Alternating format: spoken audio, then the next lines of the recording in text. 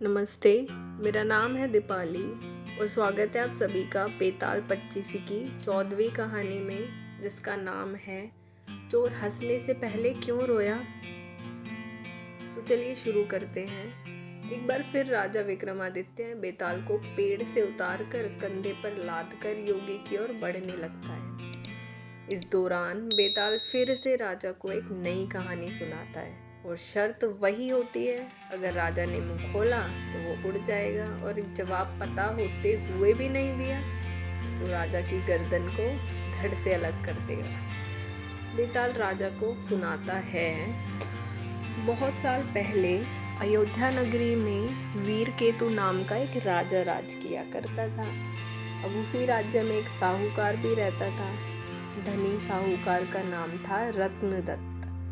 उसकी एक ही सुंदर सी बेटी थी रत्नावती। रत्नावती के लिए कई रिश्ते आए, लेकिन उसने किसी से भी शादी करने के लिए हाँ नहीं की। इस वजह से उसके पिता काफी परेशान थे। अब रत्नावती को सिर्फ सुंदर और धनवान नहीं, बल्कि बुद्धिमान और बलवान वर चाहिए था। एक और रत्नावती के पिता अपनी बेटी से परेशान थे, दूसरी ओर नगर में चोरी शुरू होने लगी थी, जिस वजह से रत्नदत्त को हर समय ये डर सताता था कि कहीं उसके घर से चोर सारा धन न लेकर चला जाए। इसी बीच रत्नावती की मुलाकात उस चोर से हो जाती है। रत्नावती को लोगों के घरों से फल तोड़कर खाने में बड़ा आनंद आता था। वह चोर रत्नावती को आम चुराना सिखाता है और रोज उससे मिलने लगती है। वक्त के साथ साथ उसे चोर से प्यार हो जाता है। इधर चोर रोज रत्नावती से मिलने के लिए चोरी करने के लिए निकल जाता था। उधर अयोध्या में बढ़ती चोरी से परेशान राजा ने सारे मंत्री और पहरेदारों को डांट लगाते हुए कहा, नगर में रोज चोरियां हो रही है, लेकिन ना तो कोई पहरेदार उसे पकड़ पा रहा है, ना और कोई मंत्री उसे पकड़ने की योजना बना पा रहा है। इसके बाद राजा ने खुद चोर को पकड़ने का फैसला लिया। चोर को पकड़ने के लिए राजा रोज रात को नगर में घूमने लगे। अब एक दिन राजा ने रात में किसी को घर में कूदते हुए देखा। राजा को शक हुआ तो वह भी उसके पीछे चल पड़े। अब जैसे ही राजा वहां पहुंचे तो चोर उन्हें देखकर कहने लगा, अरे मुझे तो लगता था कि यहाँ मैं ही एक चोर हूँ, भी चोरी के इरादे से यहाँ आए हो। राजा कुछ भी नहीं कहते।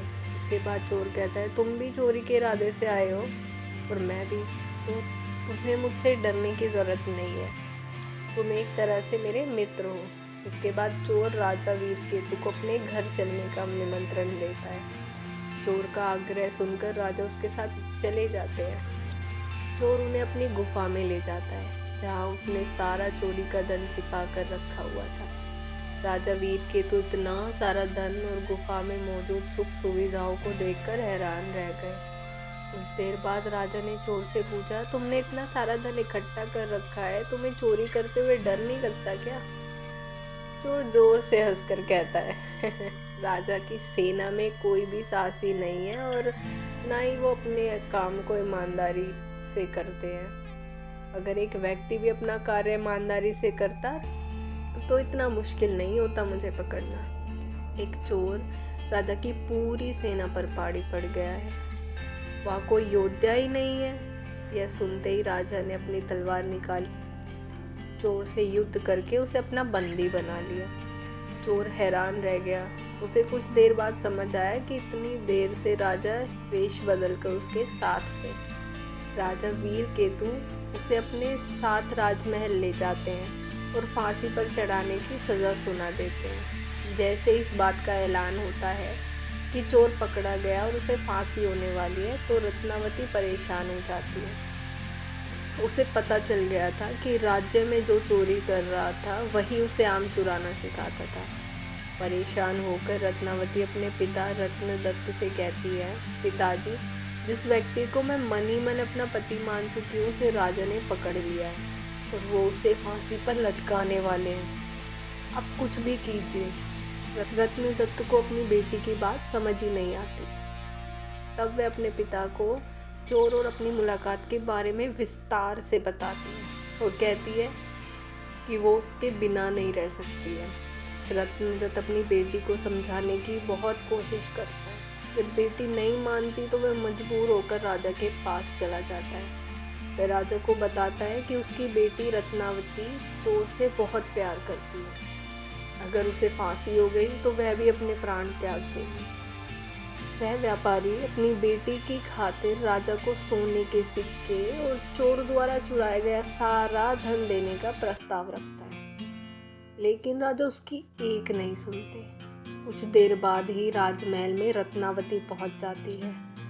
वह भी राजा से आग्रह करती है, लेकिन राजा किसी की नहीं सुनते और जल्लाद से चोर को जल्दी फांसी देने को कह देते हैं। जैसे ही चोर को फांसी होने वाली होती है, वह पहले रोता है और फिर जोर से हंसने लगता है। उस चोर को फांसी होते ही लड़की भी अपने प्राण त्यागने की कोशिश करती है। उसी वक्त आकाशवाणी होती है। भगवान रत्नावती से कहते हैं, हे पुत्री, तुम्हारा प्रेम बहुत पवित्र है। तुम्हारे इस प्यार को देखकर हम बहुत खुश हुए। तुम मांगो जो भी तुम्हें मांगना है। यह सुनकर रत्नावती कहती है, मेरे पिता का कोई बेटा नहीं, आप उन्हें आशीर्वाद दे दें कि उनके 100 पुत्र हो जाएं। एक बार फिर आकाशवाणी होती है, ऐसा ही होगा, लेकिन तुम कुछ और भी वरदान मांग सकती हो। फिर रत्नावती कहती है, मैं उस चोर से बेहद प्यार करती हूँ, अगर हो सके तो आप उन्हें जीवित कर दीजिए। रत्नावती के वरदान मांगते ही चोर फिर से जीवित हो जाता है।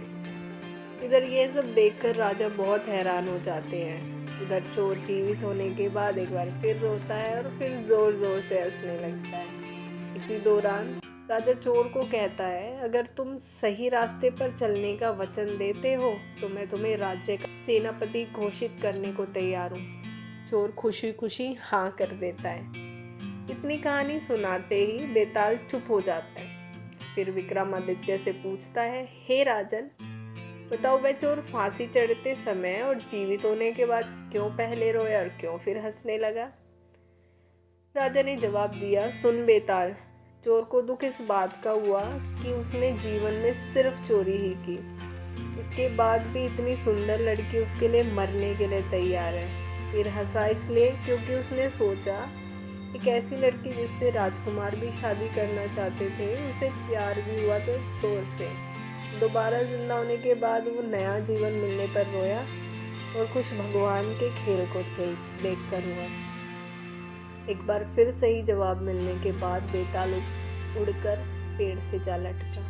सच्चाई और मेहनत की राह अपनाकर अपने पिछले बुरे कर्मों को हराया जा सकता है। तो इस कहानी से हमें सीखने को मिलता है, पहली सीख ये मिलती है कि प्यार में बड़ी ताकत होती है। दूसरी सीख ये है कि जीवन में सही व्यक्ति को चुनने से कई परेशानियों से बचा जा सकता है। तो ये थी आज की कहानी। अगर आपको कहानी अच्छी लगी तो लाइक, कमेंट, शेयर और सब्सक्राइब ज़रूर करें। और बेताल पच्चीसी की अगली कहानी सुनने के लिए बने रहिए हमारे साथ। धन्यवाद।